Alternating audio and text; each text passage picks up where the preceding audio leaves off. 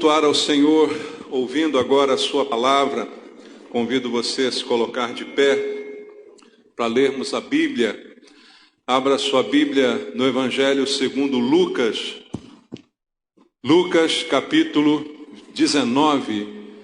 Lucas capítulo 19, do verso 28 até o verso 48. Vamos fazer a leitura da palavra de Deus. Lucas 19, do verso 28 ao verso 48, a palavra do Senhor diz assim: E dito isto, prosseguia Jesus subindo para Jerusalém. Ora, aconteceu que ao aproximar-se de Betfagé e de Betânia, junto ao Monte das Oliveiras, enviou 2 de seus discípulos, dizendo-lhes: Ide à aldeia fronteira, e ali, ao entrardes, acharei preso um jumentinho que jamais homem algum montou. Soltai-o e trazei-o. Se alguém vos perguntar por que o soltais, respondereis assim: porque o Senhor precisa dele. E indo, os que foram mandados acharam segundo lhes dissera Jesus. Quando eles estavam soltando o jumentinho, seus donos lhe disseram: por que o soltais? Responderam: porque o Senhor precisa dele. Então o trouxeram e, pondo as suas vestes sobre ele, ajudaram Jesus a montar. Indo ele, estendiam no caminho as suas vestes. E quando se aproximava da descida do Monte das Oliveiras, toda a multidão dos discípulos passou jubilosa a louvar a Deus em alta voz por todos os milagres que tinham visto, dizendo: Bendito é o Rei que vem em nome do Senhor. Paz no céu e glória nas maiores alturas. Ora, alguns dos fariseus lhe disseram em meio à multidão: Mestre, repreende os teus discípulos. Mas ele lhes respondeu: Asseguro-vos que, se eles se calarem, as próprias pedras clamarão. Quando ia chegando, vendo a cidade, chorou e dizia: se conheceras por ti mesma, ainda hoje o que é devido à paz, mas isto está agora oculto aos teus olhos.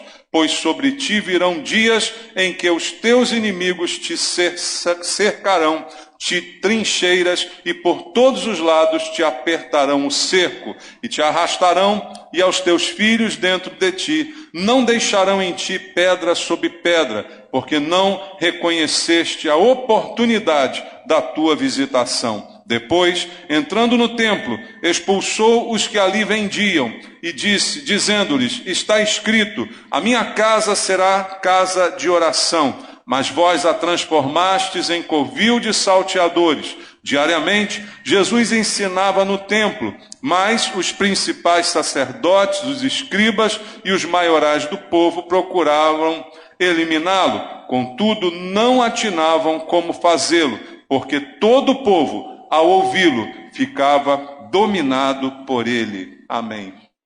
Pai, tua palavra, mais uma vez, estamos diante dela e com um desejo de ouvir a tua voz, de ouvir algo, Pai, que seja produtivo para a nossa vida espiritual, palavra que venha do Senhor, verdade que liberta, que gera fé no nosso coração. Só a tua palavra tem esse poder. É por isso que não queremos aqui ouvir doutrinas de homens, histórias do mundo, porque elas nada nos acrescentariam, mas a tua palavra tem poder para mudar muito em nossas vidas, e nós queremos te ouvir e abrimos aqui o nosso coração. Fala conosco, Pai, usa a minha vida por graça e misericórdia, com a unção do Espírito Santo eu possa ministrar a palavra do jeito que tu queres e ela possa chegar aos nossos corações. É o que te peço em nome de Jesus. Amém. Queridos, estamos diante de um texto que é uma narrativa muito bela das Escrituras a respeito do que aconteceu com Jesus quando ele entra na cidade de Jerusalém. Esse texto, em algumas bíblias, como a minha, tem aqui um título: A Entrada Triunfal de Jesus em Jerusalém. Nesse dia, que é praticamente uma semana antes da sua morte, que alguns comemoram, o dia de Ramos, vem desta entrada de Jesus em Jerusalém. não é? E é um texto que traz alguns ensinamentos preciosos para nós, porque Jesus está perto dos seus últimos momentos. Ele está para entregar a sua vida dali a uma semana. Ele vai mostrar para que ele veio. Através dos acontecimentos aqui, das palavras que ele disse, das coisas que falou nesse episódio, nós vamos poder entender um pouco mais também a reação das pessoas à pessoa de Jesus. Como é que as pessoas reagem a Jesus, e até hoje isso tem acontecido.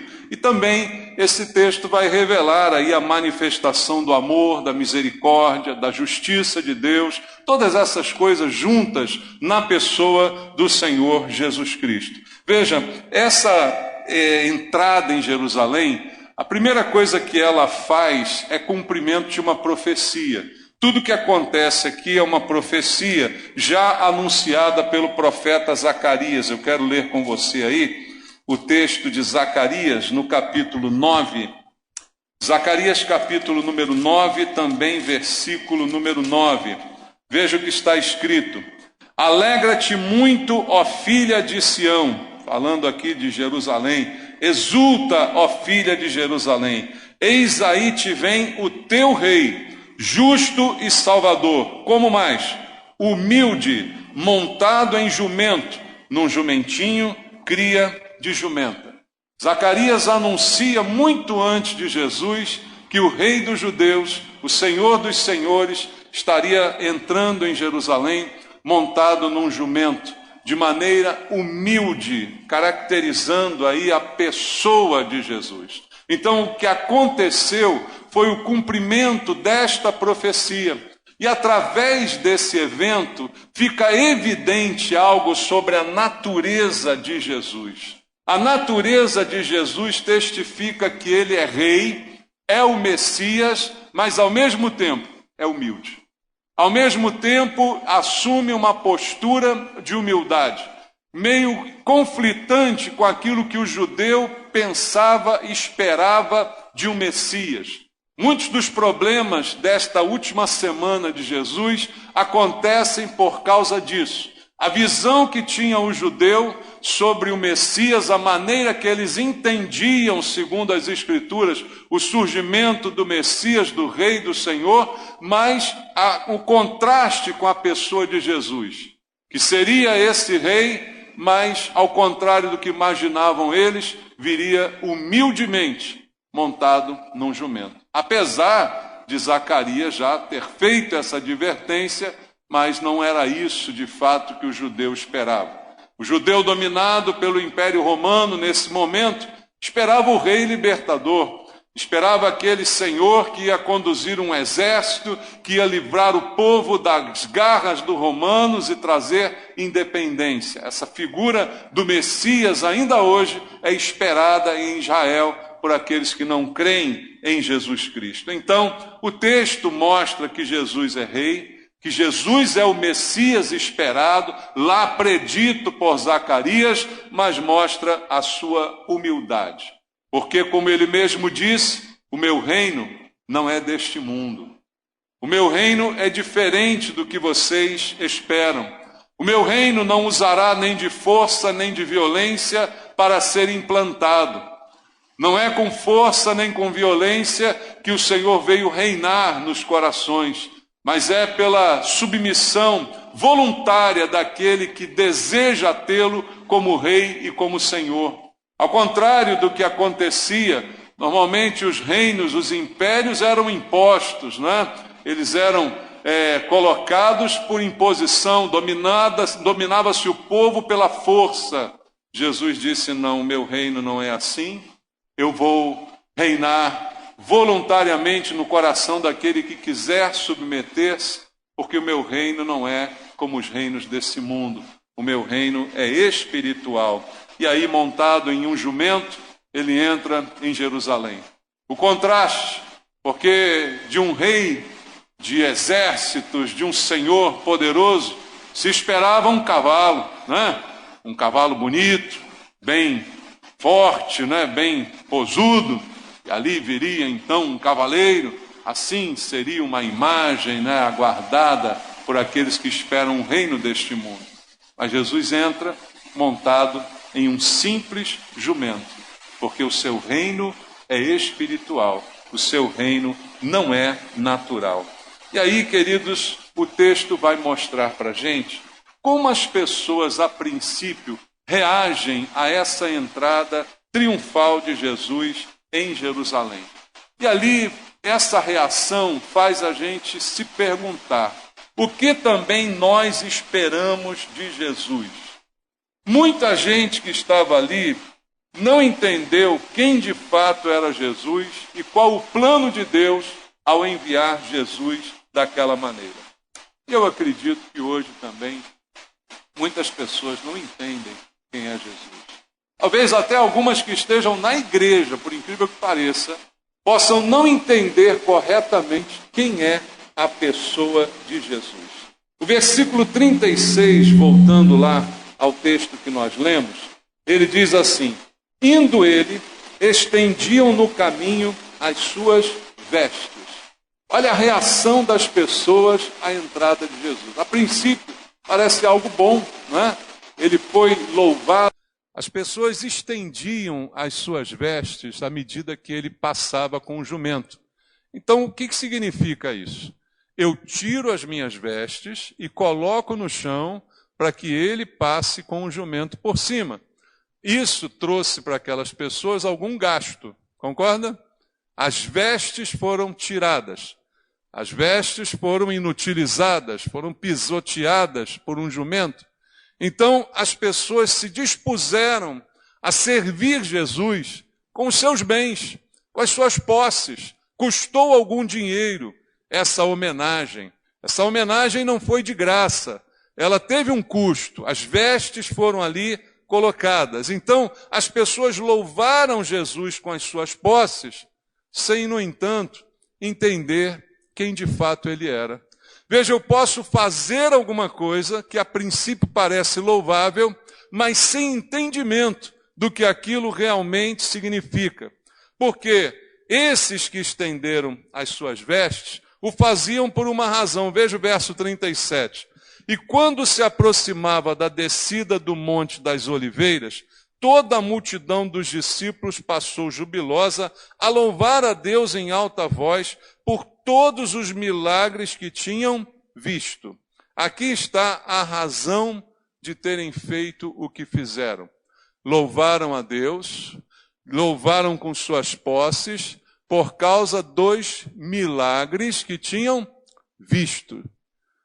Como Jesus fez estas coisas, nós então o louvamos por aquilo que ele realizou. A razão então daquele louvor, daquele gasto em vestes, foi porque Jesus fez alguns milagres.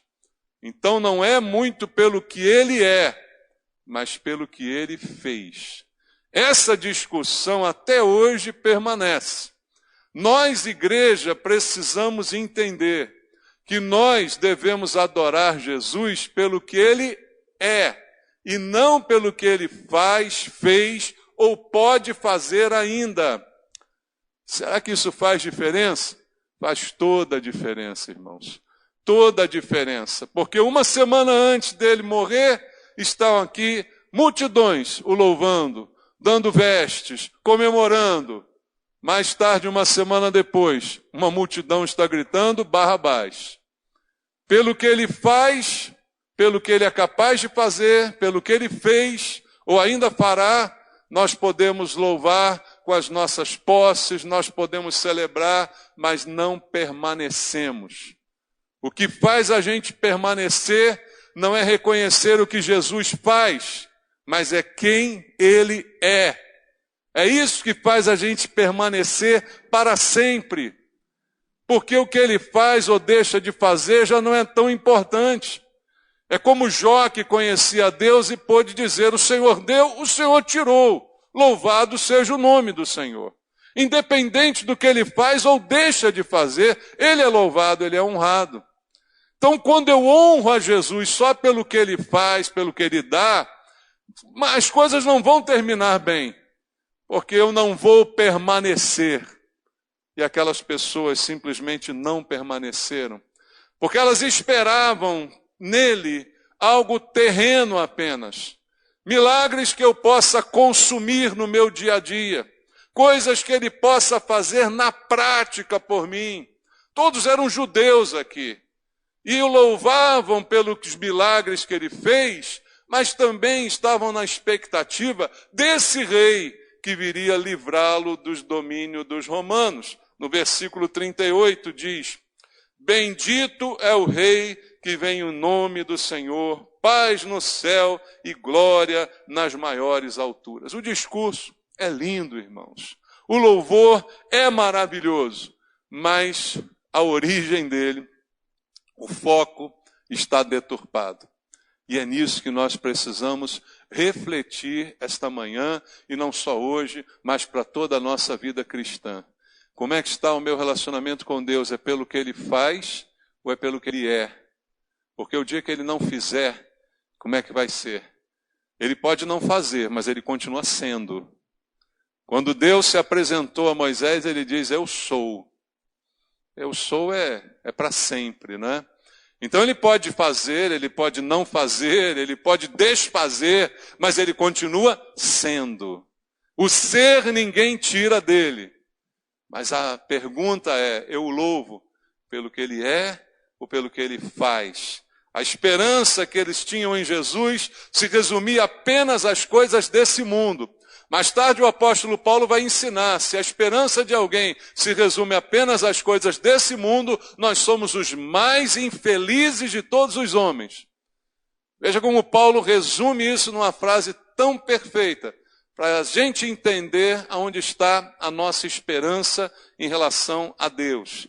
Aqui no Evangelho segundo Mateus, leia aqui um pouco antes, no capítulo número 21, no versículo número 9, está escrito assim: e as multidões, tanto as que o precediam, como as que o seguiam, clamavam, Hosana ao filho de Davi, bendito o que vem em nome do Senhor, Hosana nas maiores alturas. É o mesmo texto, mas agora palavras diferentes foram usadas aqui, percebe? E foi usado aqui o termo Hosana, né? A gente até às vezes canta, tem um louvor que fala Hosana. E que negócio é esse de Hosana, né? Da onde vem esse termo? Vamos ler na Bíblia no Salmo 118. Está aqui a origem, né, desse termo Hosana. Salmo número 118, versículos 25 e versículo 26 do Salmo 118. Diz assim, ó, salva-nos, Senhor, nós te pedimos. Ó Senhor, concede-nos prosperidade. Bendito é o que vem em nome do Senhor. A vós outros da casa do Senhor, nós vos abençoamos. Aquilo que a multidão cantou, gritou, foi baseado nessa música, no Salmo 118, versículo 25 e 26. E o Hosana significa exatamente o que está escrito no versículo 25. Salva-nos, Senhor, concede-nos prosperidade. Hosana é salva-nos em outro sentido.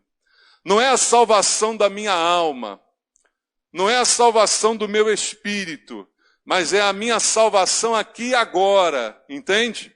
É a salvação aqui na terra. Me salva agora dos romanos, me salva agora das opressões, me salva agora dos prejuízos, me torna alguém próspero. Quantos hoje buscam Jesus por essa salvação? Ah, eu quero salvar o meu casamento, eu vou para Jesus. Eu quero salvar a minha empresa que está falindo, eu vou para Jesus. Eu quero salvar a minha vida particular, eu vou para Jesus. Mas quantos vêm a Jesus porque querem salvar a sua alma? A alma está muito longe, né? Esse negócio de salvar a alma. É só quando eu morrer. Eu não estou afim de morrer agora. Quem está afim de morrer agora? Levanta a mão. Ninguém? Ninguém está afim, né? Então a gente acha que a morte está muito longe. Eu não quero encontrar com ela agora. Então para que pensar em salvação lá? Eu quero salvação cá. E o que aquela multidão gritou foi, salva-nos, Jesus, Hosana, salva-nos agora, livra-nos da opressão, livra-nos dos inimigos, livra-nos do prejuízo. concede-nos prosperidade. E hoje tanta gente busca Jesus porque quer a mesma coisa.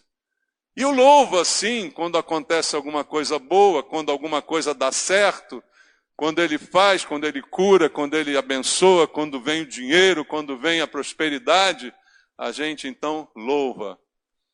Mas e quando não vem? E quando não acontece? E quando ele não faz, ou deixa de fazer, ou desfaz? Ele continua sendo Deus, né? Não tem um louvor que a gente canta aí, se ele fizer, ele é Deus, se não fizer, ele continua sendo Deus. A gente canta isso, mas quantos de fato vão viver isso na prova? Porque uma semana antes, você tem essa manifestação linda de amor, de carinho, vestes no chão, Jesus atravessando, pessoas louvando, cantando, ramos sendo abanados, né? Ali para Jesus, ovacionado por aquela multidão, uma coisa linda de se ver, uma cerimônia maravilhosa. Mas daqui a uma semana, Jesus está sozinho, todo mundo voltando os olhos contra ele, e todo mundo gritando Barrabás, e ele sendo então definitivamente consolado. Salva-nos agora ou salva a nossa alma?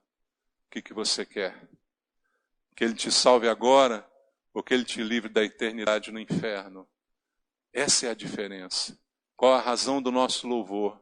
Qual a razão do nosso relacionamento? É o aqui e agora? Ou é aquilo que ele ainda vai fazer?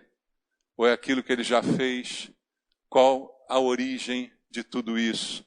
Então, queridos, é importante, e foi importante que acontecessem essas coisas lá, para que esse contraste ficasse evidente para nós. Volta lá ao texto em Lucas, e veja o versículo 39 e o versículo 40. Diz assim: ora, alguns dos fariseus lhe disseram em meio à multidão: Mestre, repreende os teus discípulos. Mas ele lhes respondeu: asseguro-vos que se eles se calarem, as próprias pedras clamarão. Esse contraste tinha que ficar evidente. Os fariseus chegam a ficar impactados com aquilo que está acontecendo e vê que há um exagero naquele louvor à pessoa de Jesus. E aí até vão chamar a atenção dele, repreende eles. Repreende porque eles estão fazendo algo muito além do que deveriam fazer. E Jesus disse: olha, se eles não fizerem, as pedras vão fazer. Porque Deus vai ser louvado independente do que acontecer. Você pode não saber porque está louvando, mas Deus é digno do louvor. Você pode nem imaginar ou estar fazendo da maneira errada e com a motivação errada, mas Deus é digno do louvor. E isso vai ser feito para ficar registrado como ficou para nós, para tirarmos daqui uma lição. Porque Jesus, daqui a uma semana, vai ser negado por esses mesmos que o exaltaram, por esses mesmos que o louvaram. E às vezes eu percebo isso, pessoas que ficaram tanto tempo na igreja, louvando, bendizendo, levantando braços e mãos, e hoje muitas vezes percebo pessoas longe de Deus, né? Pessoas que um dia estiveram aqui louvando, hoje tão distantes, outras negando frontalmente a Jesus, assumindo laços com coisas que não têm nada a ver com Jesus. Isso pode até surpreender a gente, mas na verdade não é surpresa nenhuma. Como já disse aqui muitas vezes, eu não acredito em desviados. Eu acredito naqueles que nunca foram. Se nunca foi, nunca foi mesmo. Então, não se desvia. Apenas não conhecia o Senhor como deveria ele ter sido conhecido. O louvava pelo que ele fazia, mas não pelo que ele era. Então a salvação não é pelo que Jesus faz, mas por quem ele é. O Senhor que precisa ser reconhecido para que eu seja feito filho de Deus, como diz a Bíblia em João 1,12. É isso que importa, é isso que faz diferença. Porque a mesma boca que hoje louva, a mesma mão que se levanta, que diz Hosana, daqui a pouco está com laços malignos, completamente afastado, e tantas coisas que nós presenciamos ao longo desses anos. E Jesus iria presenciar isso tudo, e ele sabia, ele não foi pego de surpresa. Veja, todo o evento acontece para que se cumpram as Escrituras. Zacarias 9:9. O rei entra em Jerusalém, humilde, montado num jumento. Ponto. Isso tem que acontecer. Mas Jesus não se deixa seduzir por aplausos, por louvores, que ele sabe que não são pelo que ele é, mas são apenas pelo que ele faz. Deus quer ser reconhecido pelo que ele é, e não pelo que ele faz ou é capaz de fazer, porque isso todo mundo sabe. Mas quem ele é, poucas pessoas sabem. Quem é Jesus, poucas pessoas sabem. E é isso que realmente vai importar. Mas como eu disse, o texto também mostra uma manifestação de amor de Jesus por aquelas pessoas, estas mesmas, que não sabiam nem por que estavam louvando. No versículo 41, a Bíblia diz: quando ia chegando, vendo a cidade, o que Jesus fez? Jesus chorou. É mais um versículo bíblico que narra o choro de Jesus. Ele chora olhando para a cidade. Que cidade? A cidade de Jerusalém, onde ele estava entrando, com aquela festa toda, com aquela algazarra toda. Mas ele, ao olhar para a cidade, ele vai se compadecer e vai chorar. E a razão da sua compaixão, versículo 42, se conheceras por ti mesmo ainda hoje o que é devido à paz, mas isto agora está oculto aos teus olhos, pois sobre ti virão dias em que os teus inimigos te cercarão de trincheiras e por todos os lados te apertarão o cerco. Jesus sabia que aquela cidade, aquele povo não via a derrota que era iminente. Jesus chora por aquele que vai se perder, porque não consegue enxergar que a derrota é questão de dias, não consegue enxergar que o fim está próximo. Então ele chora sobre Jerusalém por causa disso, lamentando que houve uma oportunidade. Que oportunidade? Veja, versículo 44. Te arrastarão e aos teus filhos dentro de ti, não deixarão em ti pedra sobre pedra, porque não reconheceste a oportunidade da tua visitação. Você foi visitada, você foi visitado pelo Senhor dos Senhores, mas você não o reconheceu como Senhor e Rei. Você o reconheceu como alguém que poderia salvar agora, poderia dar prosperidade, você o louvou, mas isso não vai fazer você escapar do juízo que virá, porque você desperdiçou a oportunidade da tua visitação. Jesus chora por isso, irmãos. Eu estou em Jerusalém. Jerusalém me louva, me aplaude, tudo está acontecendo, mas Jerusalém não me conhece. Há um povo que louva com os lábios, mas o seu coração está longe de mim. Você já leu isso na Bíblia? É a verdade do que Jesus está vivenciando. E por isso, por sua graça, por sua misericórdia, ele chora por Jerusalém, porque ele sabe o que viria a acontecer dali poucos anos. Jesus sabe qual seria o destino daquela cidade. E no ano 70, essa cidade foi tomada e destruída. E Jesus sabe de tudo isso. E ele diz: vocês não aproveitaram a oportunidade da visitação. Jesus ainda hoje está visitando muita gente, irmãos. Jesus ainda hoje está se manifestando através da palavra a muitos corações. E muita gente continua morrendo sem Jesus. Muita gente continua perecendo sem Jesus. Até aqueles que, por alguns momentos, anos até, o louvaram, o reconheceram, estenderam suas vestes, gastaram seu dinheiro, porque o que queriam? Prosperidade, salvação dos problemas do hoje, do aqui e do agora. Mas Jesus chora por essas pessoas. Veja, Jesus não tem raiva dessas pessoas que não o reconhecem. Jesus não tem remorso nem rancor dessas pessoas que o desprezam ou que o louvam só pelo que ele faz. Ele tem pena delas, ele tem compaixão dessas pessoas. E ele chora por Jerusalém porque Deus não quer que ninguém se perca. Não há no coração de Deus um prazer ao exercer a sua ira. A sua ira é consequência, mas não há um prazer em Deus em ter que exercê-la. O prazer de Deus está na salvação. O prazer de Deus está na restauração de vidas de pessoas.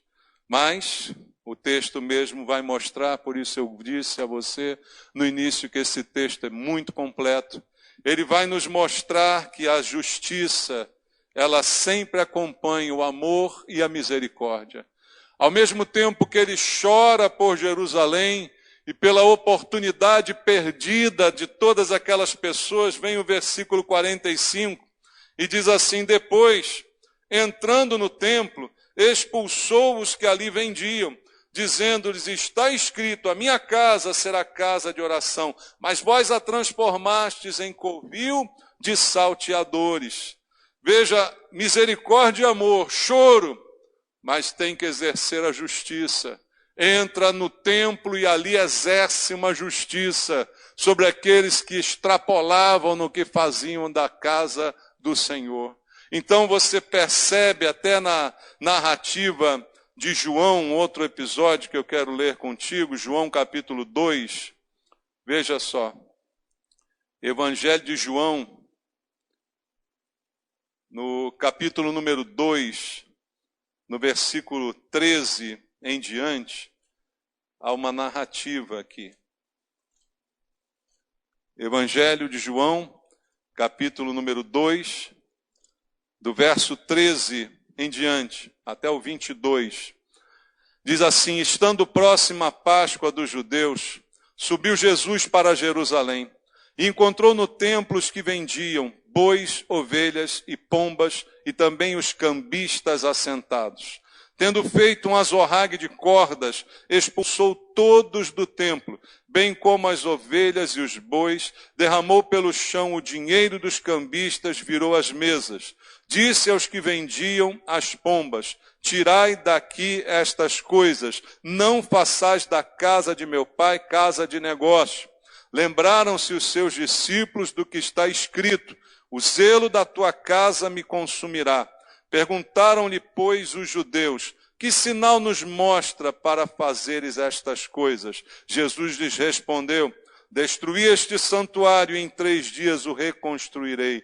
Replicaram os judeus: em 46 anos foi edificado este santuário, e tu em 3 dias o levantarás? Ele, porém, se referia ao santuário do seu corpo. Quando, pois, Jesus ressuscitou dentre os mortos, lembraram-se os seus discípulos de que dissera isto, e creram na Escritura e na palavra de Jesus. João narra esse episódio em que Jesus também está entrando em Jerusalém, mas é um episódio diferente, irmãos. Esse episódio que nós lemos aqui em João capítulo 2, esse é um episódio diferente. Talvez você não tenha atentado na Bíblia, mas por 2 vezes Jesus teve que expulsar gente do templo. Esse acontece no início do seu ministério. Em João capítulo 2 é narrado aqui o milagre que ele faz nas bodas de Caná, na Galileia, que é conhecido como o primeiro milagre de Jesus, não é isso? Ou seja, ele está começando o seu ministério. Ele começa o seu ministério botando ordem na casa do Pai. Entra ali, expulsa os vendilhões do templo, né? Um azorrague de cordas é feito, derruba as mesas e tal. E agora a gente vai para Lucas e ele está ali mais uma vez repetindo esta atitude, porque da primeira vez, enquanto ele fez, tudo bem, quando ele saiu, voltou tudo. Não é, irmãos? Então veja, o primeiro e o último ato público de Jesus é botar ordem na casa do Pai. No início do seu ministério e agora uma semana antes da sua morte, mais uma vez ele tenta botar ordem na casa do Pai. O cuidado com a casa de Deus. Cuidado com a casa do Senhor é prioridade para Jesus. É lugar de oração, como ele disse. É lugar de comunhão. É lugar das pessoas terem um encontro com Deus e consigo mesmas.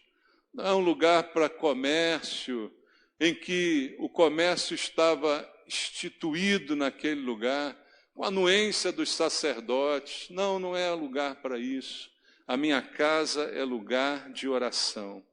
Exemplos de intolerância de Jesus com a iniquidade na igreja. Ah, Jesus é amoroso, Jesus é tolerante, mas ele não tolera a iniquidade na igreja. Ele é intolerante quando se refere à casa do Senhor. Então, queridos, Jesus mostra para nós amor, mostra misericórdia, compaixão, mas mostra também justiça. E ele vai voltar exercendo justiça, é o que diz a Bíblia. E o que importa nessa hora é quem é Jesus para mim. O que eu penso a respeito de Jesus. Quem ele representa na minha vida. É porque ele faz ou é porque ele é? Palavras que eu quero deixar para a nossa reflexão nesse final de ano. E terminando, Jesus ainda deixa um exemplo. Versículo 47 diz assim: diariamente, Jesus fazia o quê? Ensinava no templo. Mas os principais sacerdotes e escribas e os maiorais do povo procuravam eliminá-lo. Diariamente, Jesus ensinava no templo. Havia uma rotina no comportamento de Jesus. Se diariamente ele ensinava no templo, a gente só ensina quando tem alguém para ouvir, né, irmãos? É que todo dia tinha gente para ouvir Jesus no templo. Hoje Jesus quer falar aqui, mas está uma luta, sabe? Quinta-feira não vem ninguém, domingo de manhã mais ou menos, domingo à noite já esvazia. Imagina se a gente tivesse aqui culto todo dia. Está todo mundo muito ocupado para ouvir Jesus. Mas Jesus está disponível para falar com as pessoas todo dia. Diariamente, o Senhor está no templo. Contudo, não atinavam em como fazê-lo. Queriam prendê-lo, queriam eliminá-lo. Mas não sabiam como fazê-lo. Porque todo o povo, ao ouvi-lo, ficava dominado por ele. 2 exemplos que Jesus deixa para a gente. Primeiro, a constância, a assiduidade, a frequência dele no templo. A gente precisa aprender isso ou não? É exagero? Ou a gente precisa aprender isso com Jesus?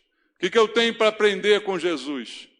Só boas maneiras, bons costumes, não falar palavrão? O que eu tenho para aprender com Jesus? Também a sua assiduidade, a sua disciplina, a sua disponibilidade. E o segundo exemplo que ele deixa, ele dominava as pessoas. Só que ele não dominava na força, nem na marra, mas com a palavra. A palavra de Deus é que domina os nossos corações. Aqui, se você um dia for dominado, não vai ser por um pastor tirano, mas eu espero que seja pela palavra de Deus, que ela domine o seu coração, de maneira que você fique atrelado a essa palavra. Aquilo serviu para que Jesus, pelo menos naquele momento, não fosse capturado, porque as pessoas estavam dominadas por aquilo que ele falava. Tanto que a prisão de Jesus precisou ser armada, ser vendida. Você viu como Jesus foi preso? Tentaram no templo, mas não dá, porque no templo, todo dia ele está lá falando e as pessoas estão dominadas pela palavra de Deus. Então armaram para Jesus, para prendê-lo, para subjugá-lo. Aprenda com Jesus. Aprenda a graça, aprenda o amor, aprenda a misericórdia, mas aprenda a justiça. Aprenda o zelo pela casa de Deus. Vamos aprender o zelo pela casa de Deus? Vamos aprender a frequência com Jesus? Vamos aprender a ser frequentes, assíduos, pontuais? Vamos aprender isso com Jesus? Constantes, todo dia, não é de vez em quando, não é quando eu quero, não é quando der na telha. Vamos aprender com Jesus? Jesus está ensinando, irmãos, que você fique dominado pela palavra de Jesus, em nome dele. Amém? Vamos orar. Pai, eu quero pedir ao Senhor que as palavras que lemos essa manhã, que ouvimos nesse lugar, possam dominar o nosso coração, para que a gente entenda um pouco quem é Jesus, e não só o que Jesus faz ou pode fazer, ou deixará de fazer, mas quem Tu és, Senhor. Que a gente Te adore pelo que o Senhor é, que a gente Te louve pelo que o Senhor é, que a gente não dê nossos bens esperando a salvação e a prosperidade aqui e agora, mas que a gente tenha um compromisso com o Senhor, pelo que o Senhor de fato é, e assim possamos Te adorar, Pai, verdadeiramente. Por isso o Senhor procura adoradores que o adorem em espírito e em verdade. Encontra aqui, Pai, esses adoradores.